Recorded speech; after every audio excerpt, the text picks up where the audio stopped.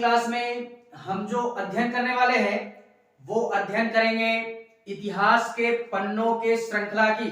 ठीक है, तो इससे पहले की इस श्रृंखला से रिलेटेड जो भी क्लास हो चुकी है उसका लिंक आपको नीचे डिस्क्रिप्शन में मिल जाएगा। आप वहां से जाकर के सहजता पूर्वक पहले उस क्लास को या उन सारी वीडियोस को देख लीजिएगा एंड तत्पश्चात आकर के इस क्लास में अपना माहौल गर्म करेंगे हम। ठीक है, बाकी आज जो हमने अध्ययन करना है वो अध्ययन करेंगे 21 अक्टूबर के इतिहास पे, जो कि देश और दुनिया से जुड़ी हुई कुछ ऐसी महत्वपूर्ण घटनाएं होंगी जो कि इतिहास के पन्नों में हमेशा और हमेशा के लिए स्वर्णिम अक्षरों में दर्ज होकर के रह गई। ठीक है, तो नजर डालते हैं 21 अक्टूबर के इतिहास पे।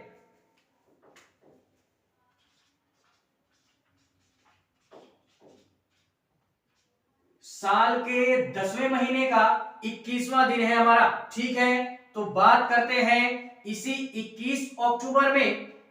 पहली बात, क्लास का भरपूर आनंद लेंगे हम लोग और क्लास के साथ साथ हम घटनाओं का भी भरपूर आनंद लेंगे। ठीक है, तो बोरिंग महसूस ना करते हुए हम लोग स्टार्ट करते हैं 21 अक्टूबर 1833 की बात करते हैं। 21 अक्टूबर 1833 की बात करते हैं। ये 21 अक्टूबर 1833 ये वो तारीख है कि ये अपनी अलग पहचान के साथ में इतिहास में क्या होती है, दर्ज होती है, वो भी बाकायदा 21 अक्टूबर की तारीख में। इस दिन हमारी एक बहुत ही महत्वपूर्ण घटना घटित होती है जिसको हम लोग एक तरीके से बोलना चाहें तो 1833 में एक हमारे जाने माने रसायन शास्त्री या एक प्रकार से बोले वैज्ञानिक के तौर पे भी बोल सकते हैं, एंड इसी के साथ साथ हम इनको एक महान इंजीनियर की भी संज्ञा देते हैं। ठीक है, तो इनका क्या होता है, जन्म होता है, ये याद रखना हमने 1833 में अल्फ्रेड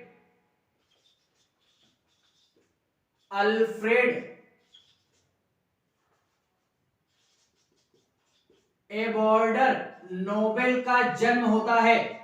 नोबेल का जन्म होता है। ठीक है, ये थे कौन, ये हमने नाम याद रखना, अल्फ्रेड नोबेल, ये नाम याद रखना, इनका जन्म होता है।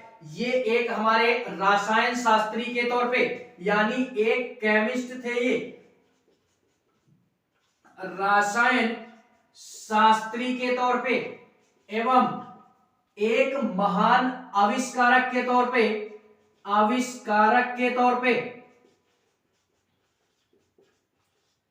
आविष्कारक के साथ साथ इनको हम एक महान इंजीनियर की भी संज्ञा देते हैं। इंजीनियर की भी संज्ञा देते हैं। ये सारे के सारे फैक्ट हमने याद रखने हैं 21 अक्टूबर से रिलेटेड। ठीक है, एंड इसी के पश्चात में इन्होंने, यार हम लोगों ने नाम सुना होगा डायनामाइट का, इन्होंने ही डायनामाइट का आविष्कार किसने किया, ये नोबेल जी ने ही किया। अल्फ्रेड नोबेल के द्वारा ही इसकी खोज की गई। और इस प्रकार के जितने भी हमारे शक्तिशाली विस्फोटक होते हैं या जितने भी ऐसे हमारे विस्फोटक हैं इंडिया में या इंडिया के अंतर्गत जो भी इंडिया के बाहरी क्षेत्रों में सर्वप्रथम खोज कौन करते हैं, ये अल्फ्रेड जी के द्वारा ही की जाती है। इसी कारणवश इनका नाम बाकायदा इतिहास में स्वर्णिम अक्षरों में दर्ज कर दिया गया 21 अक्टूबर की तारीख में। और इतना ही नहीं यार, ये इतने ज्यादा मतलब आविष्कारक के तौर पे यानी इनके अंदर उत्सुकता टाइप में थी, यही बोल सकते हैं। इस कारणवश इन्होंने बाकी सारी चीजों की परवाह ना करते हुए अपने स्वयं के पैसे का उपयोग करके या धन का उपयोग करके एक ट्रस्ट की स्थापना की जिसको हम लोग नोबेल फाउंडेशन के नाम से जानते हैं। इसको भी हमने याद रखना है। एक ट्रस्ट की स्थापना करते हैं जिसको नोबेल फाउंडेशन के नाम से भी जानते हैं। और इसकी स्थापना कब की गई, तो वो की गई 1900 में, ठीक है। और किस मतलब वजह से की गई, तो इसको भी हम लोग जानते हैं कि ये जो भी हमारे नोबेल जी हैं, इनको क्या होता है कि ये मानव हितों के कल्याण के लिए या मानव के हितों से प्रेरित होकर के इन्होंने 1900 में एक ट्रस्ट की स्थापना की, जिसको हम लोग नोबेल फाउंडेशन ट्रस्ट के नाम से भी जानते हैं। एंड यार इसी के पश्चात में जिसमें इन्होंने ये बोला, इस फाउंडेशन के अंतर्गत ये बोला गया कि जो भी हमारे भौतिक शास्त्री हैं, रसायन शास्त्री हैं, चिकित्सा शास्त्री हैं या चिकित्सा के क्षेत्र से जुड़े हुए जो भी व्यक्ति हैं, और इसी के पश्चात में शांति विश्व शांति से रिलेटेड जो भी हमारे क्षेत्र हैं, वो किसी भी व्यक्ति के लिए बोला गया है। ये जितने भी सारे मैं नाम ले रहा हूं, ये यार एक अपनी बेसिकली अलग अलग फील्ड है, अपने अलग अलग क्षेत्र हैं, ठीक है। और इसी के अंतर्गत आदर्शवादी हमारा जो भी सारे साहित्य आते हैं, ये भी एक प्रकार का क्षेत्र ही है, ठीक है। तो इन सारे क्षेत्रों में जो भी सारे व्यक्ति कार्य कर रहे होते हैं, उनकी सर्वोत्तम गुणवत्ता के लिए या वो जो सारे कार्य कर चुके हैं, उनमें से जो भी सारे मतलब इस फंड से रिलेटेड ये सारे हमारे फील्ड आते हैं, और इन्हीं फील्ड के अंतर्गत जो भी व्यक्ति सर्वोत्तम कार्य करता है, उनको इस फंड के तहत या इस ट्रस्ट के तहत एक हमारा पुरस्कार दिया जाता है, जिसको हम लोग नोबेल पुरस्कार के नाम से जानते हैं, नोबेल पुरस्कार के नाम से जानते हैं। और एक बात ये हम लोग पकड़ेंगे कि इससे पहले यानी 1833 से पहले 1833 में तो इनका जन्म होता है, लेकिन ये 1900 से पहले, इस डेट को हमने पकड़नी है, 1900 से पहले किसी भी व्यक्ति को नोबेल पुरस्कार नहीं दिया जाता था। ऐसा क्यों? ऐसा इस कारणवश क्योंकि इन्हीं के नाम पे ही यानी अल्फ्रेड अल्बर्ट नोबेल के नाम से जानते हैं, अल्बर्ट नोबेल के नाम से जानते हैं, ठीक है। तो इन्हीं के नाम में ये जो नोबेल लगा है, इन्हीं के नाम से इन सारी चीजों को या इस फाउंडेशन के तहत जो भी व्यक्ति कार्य करते थे, तो उनके उन्नत उत्कृष्ट या योगदान के लिए ये हमारा पुरस्कार दिया जाने लगा। किसके तहत? नोबेल फाउंडेशन ट्रस्ट के तहत। और यहीं से हमारा इन्हीं के नाम से ही नाम दिया गया इस पुरस्कार को, नोबेल पुरस्कार। और पूरे विश्व विख्यात में यानी ये जो हमारा पुरस्कार है, ये विश्व विख्यात पुरस्कार होता है, ठीक है। और यहीं से शुरुआत हो जाती है नोबेल पुरस्कार देने की, ठीक है। तो इससे पहले किसी भी व्यक्ति को या किसी भी नागरिक को यह पुरस्कार नहीं दिया जाता था, लेकिन सर्वप्रथम जो पुरस्कार दिया जाने लगा वो हमारा इसी ट्रस्ट के तहत ये नोबेल पुरस्कार दिया जाने लगा, ठीक है। तो इस घटना के कारण ये जो हमारी तारीख है 21 अक्टूबर की, ये बाकायदा इतिहास के पन्नों में आज दर्ज होकर के रह गई नोबेल जी के नाम पे, ठीक है। बात करते हैं इसी इतिहास के पन्नों की श्रृंखला में 21 अक्टूबर 1931 की बात करते हैं। 21 अक्टूबर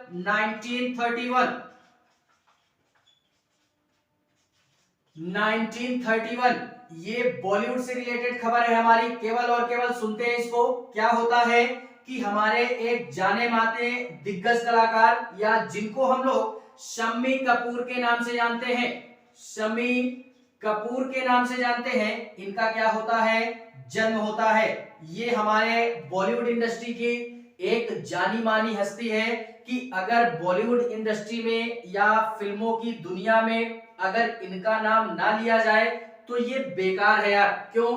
क्योंकि ये बॉलीवुड इंडस्ट्री में अपने मतलब 50 के 60 के दशक के हैं, ये 1950 से 60 के दशक, यानी एक तरीके से बोल सकते हैं कि सदाबहार फिल्मों के दिग्गज कलाकार के तौर पे इनको जाना जाता है। इतना पर्याप्त है इनके बारे में, ठीक है, ज्यादा जानने की आवश्यकता नहीं है।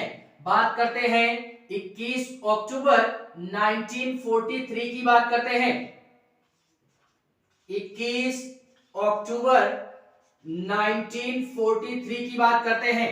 ये घटना हमारी इंपॉर्टेंट होती है, ठीक है। इसमें क्या होता है कि ये घटना इस कारणवश इंपॉर्टेंट होती है क्योंकि ये हमारा एक प्रकार से बोले इस दिन हमारा एक अस्थायी एक तरीके से बोले सरकार का गठन किया जाता है इंडिया के अंतर्गत। हम लोगों ने नाम सुना होगा, एक तरीके से बोले स्वतंत्रता सेनानी ही थे सुभाष चंद्र बोस का, ठीक है। तो सुभाष चंद्र बोस जी के द्वारा एक हमारी सरकार बनाई गई थी स्वतंत्र भारत की, एक प्रांतीय सरकार बनाई गई थी, ठीक है। प्रांतीय बोल दें, अस्थायी बोल दें, इसका गठन किया गया था। और ये जो हमारे सुभाष चंद्र बोस जी हैं, इन्होंने क्या किया कि आजाद हिंद फौज नाम की एक अपनी खुद की यानी स्वयं की कमेटी बनाई थी। इसी के सर्वोच्च नेता के तौर पे इन्होंने स्वतंत्र भारत की प्रांतीय सरकार का गठन किया था। कब किया? 1943 में, ठीक है। और इतना ही नहीं, इनको ये बोला गया गठन किया गया। गठन कहां पे किया गया? तो ये गठन किया गया एक हमारे सिंगापुर का नाम सुना होगा हम लोगों ने, सिंगापुर के कैथी हॉल नाम का एक सिनेमा हॉल होता है, उसी सिनेमा हॉल के अंतर्गत ये हमारी स्थापना की गई।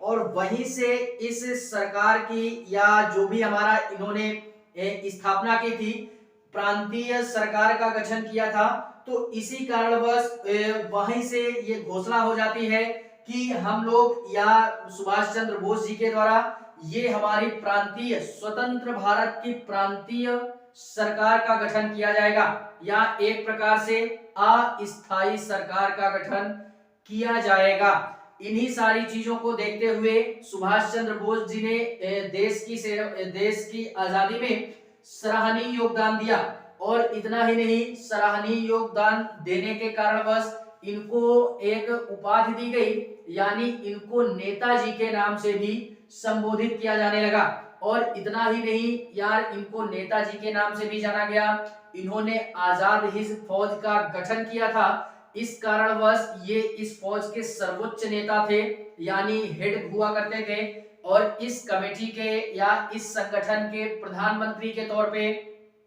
राष्ट्रपति के तौर पे और एक अध्यक्ष के तौर पे भी इनको हम जानते हैं। और इतना ही नहीं, जब ये हमारा भारत जो है, एक प्रकार से मैं बोलना चाहूं तो जब गुलामी की जंजीरों से ये हमारा भारत देश झगड़ा हुआ था, तो यार बहुत सारे ऐसे क्रांतिकारी सामने उभर करके आते हैं जो कि देश की आजादी में अपना सराहनीय योगदान देते हैं। उन्हीं क्रांतिकारियों में एक बहुत ही सुप्रसिद्ध या सुविख्यात नाम हमारा नेताजी का भी आता है, ठीक है।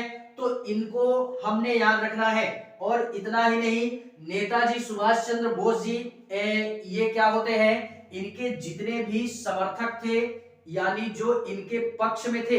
और एक बात ये भी मेरी नोट करना कि यार इनके समर्थन में ज्यादातर जो व्यक्ति जुड़े थे वो केवल और केवल युवा जुड़े हुए थे। क्यों? ऐसा इस कारणवश क्योंकि ये नरम दल के ना थे, ये गरम दल से संबंधित थे। यानी इनका जो स्वभाव था वो उग्र टाइप का था, यानी अंग्रेजों के प्रति इनकी उग्रता कुछ ज्यादा थी। इस कारणवश इनसे जो युवा थे, उस समय के युवा इनसे ज्यादातर अटैच हुए। और इसी कारणवश इन्होंने अपने जो भी युवा अनुयायी थे उनको क्या किया गया कि एक प्रकार से बोले एक नारा दिया, जय हिंद का नारा दिया। ये नाम भी हमने क्या करना है, याद रखना है, जय हिंद का नारा दिया। और इतना ही नहीं, ये जो हमारे सुभाष चंद्र बोस जी हैं, नेताजी सुभाष चंद्र बोस, इन्होंने क्या किया कि ये पहले एक प्रकार से बोले आज जो हमारी ये संस्था है प्रशासनिक सेवा की, जिसके अंतर्गत अधिकारियों का चयन किया जाता है, तो इन्होंने प्रशासनिक सेवा को मतलब छोड़ते हुए या जो भी हमारी अधिकारी रैंक की ये सेवा थी, एक प्रकार की प्रशासनिक सेवा, जिसमें हम लोग IAS, IPS, IFS का जिक्र करते हैं, ठीक है। तो इन सारे पदों को छोड़ते हुए उन्होंने भारत के आजादी में अपना सराहनीय योगदान दिया। इस कारणवश ये नेताजी सुभाष चंद्र बोस इतिहास के पन्नों में बाकायदा 21 अक्टूबर की तारीख में अपना नाम दर्ज करवा पाए। ठीक है, तो इस घटना ने हमने याद रखना है 1943 की घटना है ये। ठीक है, एंड इसी के पश्चात में बात करते हैं 21 अक्टूबर 1951 की बात करते हैं। 21 अक्टूबर 1951 इस दिन यार हमारा क्या होता है 1951। डेटों को देखते हुए भारत की स्थिति का अंदाजा लगना चाहिए। क्यों? क्योंकि यार हम लोगों ने काफी सारी चीजों का अध्ययन शुरू से लेकर के अभी तक कर चुके हैं, चाहे वो हमारा सिलेबस हो या ये इतिहास के पन्नों की श्रृंखला हो। ठीक है, जो भी सारा मैटर हम लोग पढ़ रहे हैं, चाहे हिस्ट्री हो, पॉलिटी हो, जियोग्राफी हो, डेट अगर हम लोग देखते हैं तो इंडिया की स्थिति का अनुमान अब हमें लगना चाहिए, क्योंकि हमारी अब एक बौद्धिक क्षमता स्वयं की विकसित कर चुके हैं। ठीक है, 1951 वह दौर है, इंडिया क्या होता है पूर्णतः आजाद हो जाता है। तो डेट देख करके इंडिया का अनुमान लगना चाहिए कि इस डेट में क्या होता है, क्या दशा रही होगी इंडिया की। ठीक है, इसी के पश्चात में बात करते हैं 21 अक्टूबर 1951 में क्या होता है कि 1951 में एक हमारी पार्टी थी जिसको हम लोग जनसंघ पार्टी के नाम से जानते हैं। इससे पहले भारतीय जनता पार्टी अर्थात बीजेपी पार्टी नहीं थी। ठीक है, तो ये जनसंघ पार्टी हुआ करती थी जिसको हम लोग भारतीय जनसंघ पार्टी के नाम से जानते हैं। तो इसमें क्या होता है कि इसकी जो शुरुआत है, इस पार्टी की जो शुरुआत है वो श्यामा प्रसाद जी के द्वारा की गई। किसके द्वारा? नाम याद रखना है हमने, श्यामा प्रसाद जी के द्वारा। श्यामा प्रसाद जी के द्वारा एक हमारे पार्टी की शुरुआत की गई जिसको हम लोग भारतीय जनसंघ पार्टी के नाम से जानते हैं। ठीक है, कहां पे की गई इसकी शुरुआत? तो वो दिल्ली से की गई, दिल्ली से की गई, इसको भी हमने याद रखना है। और इतना ही नहीं, ये हमारी पार्टी थी और उस समय जब संसदीय चुनाव होता है, संसद में हम दोनों सदनों की बात करते हैं। इसमें एग्जैक्ट इस घटना में एकदम एग्जैक्ट ये नहीं बोला गया कि हम लोग लोकसभा की बात करते हैं या राज्यसभा की बात करते हैं। इसमें केवल और केवल जो जिक्र किया गया वो संसदीय पार्टी का जिक्र किया गया कि संसद में हमारा चुनाव होता है, आम चुनाव होता है, जिसमें 3 जो सीटें हैं वो इसी जनसंघ पार्टी के नेतृत्व में क्या होती हैं, मतलब शामिल होती हैं। और इनका जो उस समय चुनाव चिन्ह था वो क्या था? तो एक था हमारा दीपक। ठीक है, ये इनका चुनाव चिन्ह था। और इतना ही नहीं, अगर इस पार्टी के संदर्भ में और बात करें तो 3 पार्टी ये स्वयं में लेकर के आई थी, जिसमें से एक हमारे जो डॉक्टर करके है, कोई एक व्यक्ति था, एग्जैक्ट नाम मुझे याद नहीं आ रहा। ठीक है, लेकिन इसी में डॉक्टर करके आते हैं, वो भी इस पार्टी में शामिल थे, ये भी याद रखना है हमने।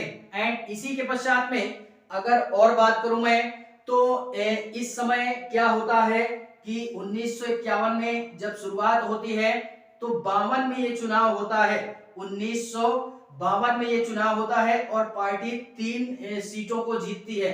3 में से एक हमारे वो व्यक्ति होते हैं, 2 अन्य होते हैं। और इतना ही नहीं, 52 के पश्चात में क्या होता है कि एक हमारी ये जनसंघ पार्टी, एक ये हमारी जनसंघ पार्टी होती है और इंडिया में जो भी और अन्य पार्टियां थी उनका विलय करके अर्थात उनको मिला करके एक नई पार्टी बनाई गई जिसको भारतीय जनता पार्टी के नाम से जानते हैं। भारतीय जनता पार्टी के नाम से जानते हैं। इससे पहले ये हमारी नहीं थी, लेकिन 1952 के पश्चात में ये हमारी पार्टी क्या होती है, सामने उभर करके आती है।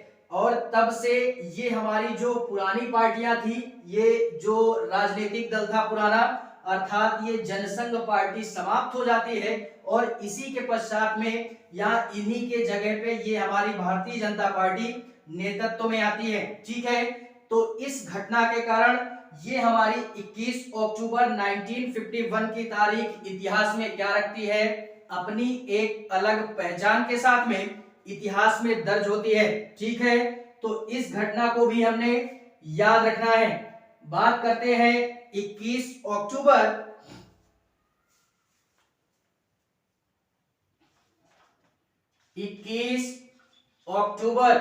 1960 की बात करते हैं। 1960 यह घटना भी हमारी क्या है, इंपॉर्टेंट है। इस दिन क्या होता है, 1960 में एक हमारा दिवस मनाया जाता है जिसको हम लोग पुलिस स्मृति दिवस के नाम से जानते हैं।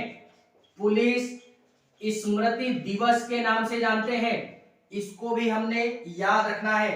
इससे पहले 1960 से पहले ये दिवस नहीं मनाया जाता था, लेकिन अब हर वर्ष 21 अक्टूबर को पुलिस स्मृति दिवस मनाया जाता है। ऐसा क्यों, इससे पहले क्यों नहीं मनाया जाता था और अब क्यों मनाया जाता है? तो इसका एक ही उद्देश्य था मनाने का कि एक प्रकार से बोले तो इससे पहले इस कारणवश नहीं मनाया जाता था कि एक बार हमारा एक घटना होती है। क्या घटना होती है? घटना मेरी ध्यान से सुनिएगा कि घटना ये होती है कि ये जो भी हमारे पुलिसकर्मी हैं, इन्होंने देश की रक्षा में जो भी हमारे सामान्य नागरिक हैं उनकी सुरक्षा के उद्देश्य से या भारत देश के अंतर्गत जो भी आम नागरिक हैं उनकी सुरक्षा में जो भी हमारे देश के जो पुलिसकर्मी हैं वो शहीद होते हैं, कुछ ना कुछ तो शहीद होते हैं यार। ठीक है, तो उन्हीं की स्मृति में या उन्हीं को श्रद्धांजलि देने के उद्देश्य से ये पुलिस स्मृति दिवस मनाया जाता है। पहली कंडीशन ये हो गई पुलिस स्मृति दिवस मनाने की। एंड दूसरी कंडीशन हमने क्या याद रखनी है? दूसरी कंडीशन सर्वाधिक महत्वपूर्ण है। क्या होता है कि दूसरी कंडीशन ये बनती है कि एक हमारा दौर था 1960 में मनाया जाने लगा। 1959 की बात करते हैं, 1959 की बात करते हैं कि भारत पूर्णतः आजाद हो चुका था और गणतंत्र भी बन चुका था। ठीक है, तो इसको भी हमने याद रखना है। घटना हमारी ये होती है कि एक बार चीनी सैनिक क्या करते हैं, पूर्वी लद्दाख के एक प्रकार से मैं बोलूं तो हॉट स्प्रिंग वाले क्षेत्र में या यहाँ पे एक हमारी घाटी पड़ती है जिनको हम लोग चांग स्प्रिंग के नाम से ऐसे करके हमारी एक घाटी पड़ती है उसी पूर्वी लद्दाख में। तो वहां पे हमारे कुछ चीनी सैनिक थे, वो क्या करते हैं, डायरेक्टली बिना किसी वजह के हमला करते हैं। तो वहां पे उस समय हमारे यानी कुछ पुलिस कर्मियों को तैनात किया गया था। यहां से एक रोचक बात यह है कि यार अभी तक हम लोग ये जानते थे कि जो हमारे पुलिसकर्मी हैं वो देश के अंदर कार्य करते हैं। अभी तक हम लोगों ने ये नहीं जाना या ये नहीं सुना था कि बॉर्डर पे भी पुलिसकर्मी कार्य करते हैं। ठीक है, तो यह एक पहला ऐसी घटना थी जिसमें या जिसके माध्यम से हमको ये पता चलता है कि इस घटना के पश्चात में या इस घटना में जो भी हमारी इंडियन पुलिस थी वो पहली बार बॉर्डर पे तैनात हुई थी। ठीक है, और बॉर्डर पे जैसे ही तैनात होती है तो यार चीनी सैनिक वो पता नहीं किस मूड में, तो उनको क्या होता है कि वो मतलब बिना किसी वजह के हमला करते हैं पूर्वी लद्दाख क्षेत्र में। ठीक है, और हमला करते हैं जिसमें से 10 जो हमारे 10 से 15 वहां पे सीआरपीएफ के जवान थे, तो 10 जो सीआरपीएफ के जवान थे कम से कम 9 या 10 लोग तो वहीं पे शहीद हो जाते हैं और बाकी जो 4 से 5 हमारे सीआरपीएफ के जवान थे उनको यार वो बंधक बना लेते हैं। ठीक है, चीनी सेना और अपने अंडर में ले लेती है और 3 से 4 दिन काफी ज्यादा उनको प्रताड़ित करती है और इतना ज्यादा प्रताड़ित करती है कि यार ये चीज बोला नहीं जा सकता। ठीक है, तो इस कारणवश भी इस दिवस को मनाया जाने लगा और इसमें जो भी हमारे पुलिसकर्मी थे वो पुलिसकर्मी भी शहीद होते हैं। ठीक है, बॉर्डर पे जाकर के वो पुलिसकर्मी भी शहीद होते हैं।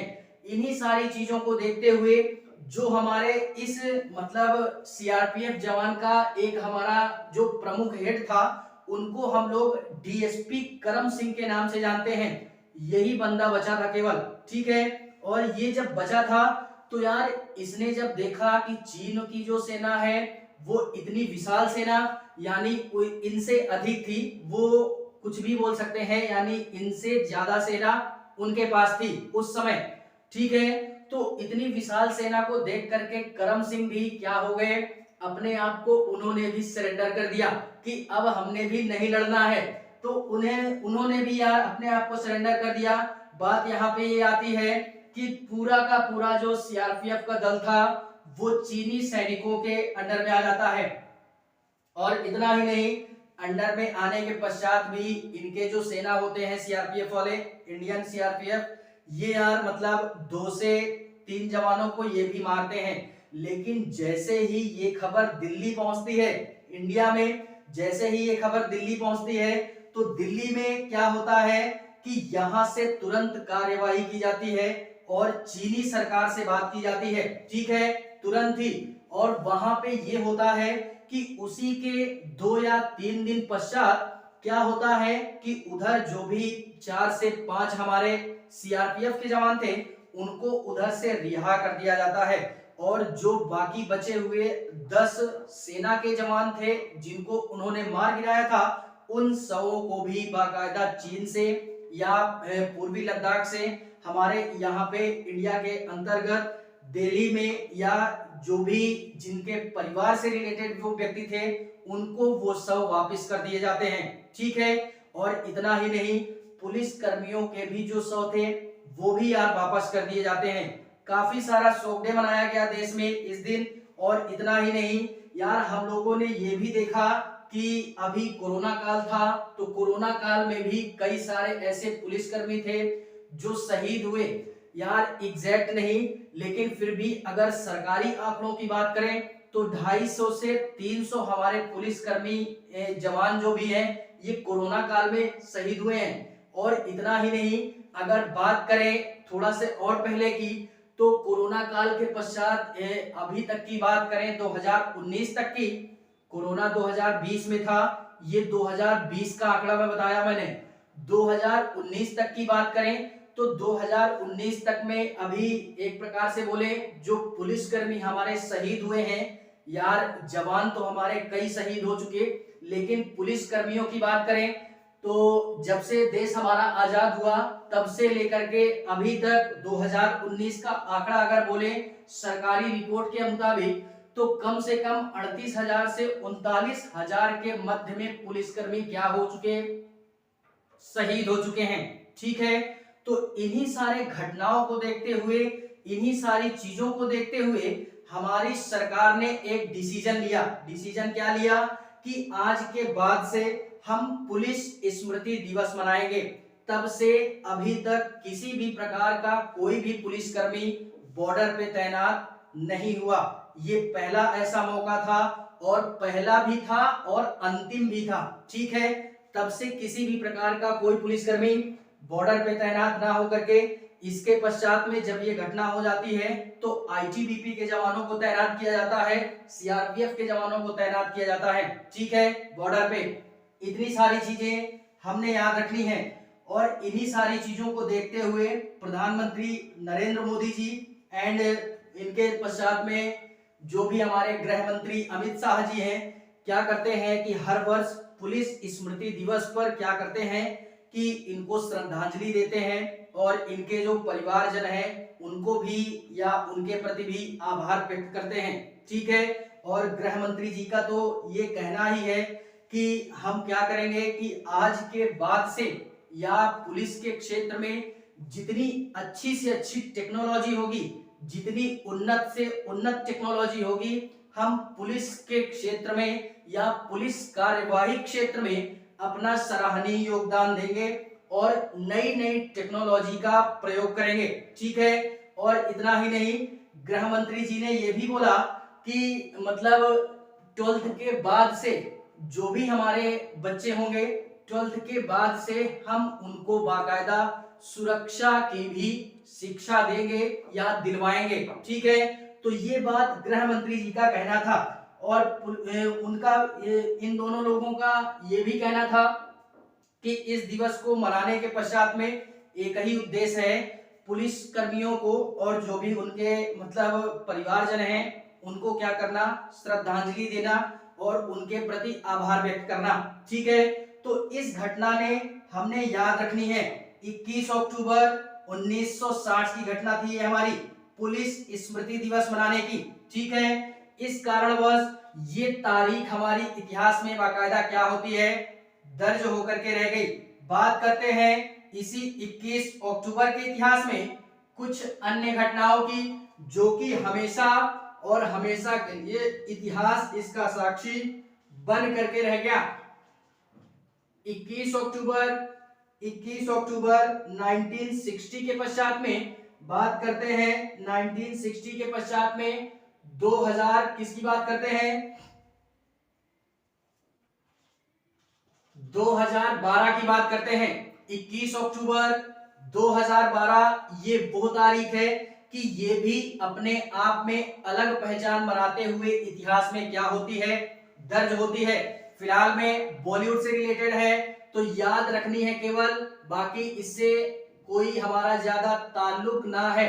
ठीक है, यश चोपड़ा का नाम सुना होगा हमने, इनका क्या होता है, निधन होता है। बॉलीवुड इंडस्ट्री का जाना पहचाना चेहरा हमारा यश चोपड़ा।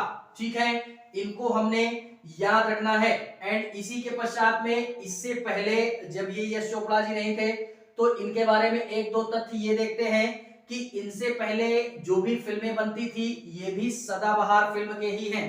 फिलहाल में 80 से 90 के दशक के जो भी हमारे व्यक्ति होंगे वो जानते होंगे यश चोपड़ा, जाना माना चेहरा बॉलीवुड इंडस्ट्री का।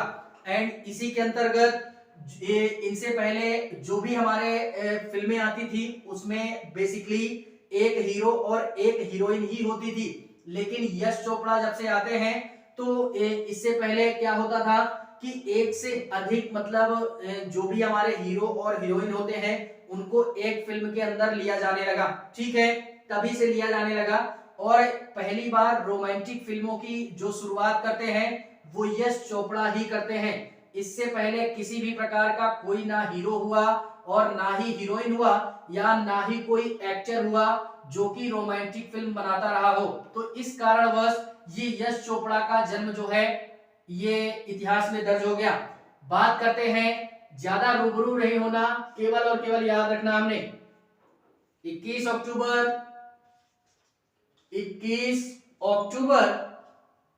2020 की बात करते हैं। ये घटना भी हमारी इंपॉर्टेंट है। क्यों? क्योंकि इस दिन हमारा क्या मनाया जाता है, विश्व आयोडीन, ये हमने याद रखना, विश्व आयोडीन अल्पता विकार दिवस, अल्पता विकार दिवस ये हमारा मनाया जाता है। कब मनाया जाता है? 21 अक्टूबर 2020 को विश्व आयोडीन अल्पता विकार दिवस मनाया जाता है। इसको यार मनाने का एक ही उद्देश्य था, चाहे वो सामान्य व्यक्ति हो हमारे देश का या हमारी कोई सरकार ही क्यों ना हो, इस दिवस को मनाने का एक ही उद्देश्य था कि आयोडीन जनित जो भी हमारे गंभीर रोग होते हैं या आयोडीन की कमी से जो भी हमारे रोग होते हैं उनके प्रति सामान्य व्यक्तियों को जागरूक करना एंड सामान्य व्यक्तियों के साथ साथ जो भी हमारी सरकार है उसको भी जागरूक करना। इस दिवस का मुख्य उद्देश्य हमारा यही था। क्यों? क्योंकि यार आयोडीन की कमी से काफी सारे विलक्षण हमारे होते हैं, बच्चों में ज्यादा देखने के लिए मिलते हैं। बच्चों में क्या हो जाता है, अगर आयोडीन की कमी होती है तो यार बच्चों के अंतर्गत जो बौद्धिक क्षमता है वो ज्यादा विकसित नहीं हो पाती, या जो शारीरिक क्षमता है या शरीर से रिलेटेड जो भी हमारे रोग हैं वो यार विलक्षित हो जाते हैं, उनका विकार होने लगता है और उनकी जो बौद्धिक क्षमता है, सोचने समझने की क्षमता है, ये विकसित नहीं हो पाती, मस्तिष्क उनका क्षीण हो जाता है। ठीक है, तो इन्हीं सारी चीजों के प्रति जागरूकता फैलाने के लिए क्या किया गया कि इस दिन को मनाने की घोषणा की गई हमारी। ठीक है, तो इस कारणवश ये डेट हमारी 21 अक्टूबर 2020 की डेट हमने याद रखनी है, जिसमें हम लोग विश्व आयोडीन अल्पता विकार दिवस के नाम पे जानते हैं। तो आज की तारीख में अगर हम लोग बात करें तो हमने जो याद रखना है वो हुई पहली, ये इसमें स्टार लगाते हैं 1833। 1833 के बाद हमने बात करी जो ये 1943 सुभाष चंद्र बोस की घटना, इसमें स्टार लगाते हैं। एंड ये हमारी श्यामा प्रसाद जी वाली छोड़ने के पश्चात 1960 की घटना पुलिस स्मृति दिवस, ये घटना भी आज की तारीख में इंपॉर्टेंट है। एंड यार 21 अक्टूबर 2020 की घटना, ये हमारे लिए काफी महत्वपूर्ण है। तो तीन या 4 तारीखें हमने एकदम माइंड में सेट करके रखनी है 21 अक्टूबर से रिलेटेड। बाकी जितनी भी घटनाएं हैं इनसे हमें केवल और केवल रूबरू होना है, ठीक है। बाकी आज के लिए बस इतना ही। ये थी हमारी 21 अक्टूबर से रिलेटेड कुछ महत्वपूर्ण घटनाएं जो कि इतिहास के पन्नों में हमेशा और हमेशा के लिए 21 तारीख के तौर पे दर्ज करके रख दी गई, ठीक है, बाकायदा स्वर्णिम अक्षरों में, ठीक है। तो क्लास अगर अच्छी लगे तो लाइक करें, कमेंट करें और हाँ, चैनल को सब्सक्राइब जरूर करें। बाकी मिलते हैं इसी इतिहास के पन्नों की श्रृंखला में 22 अक्टूबर के इतिहास पे। तब तक के लिए जय हिंद।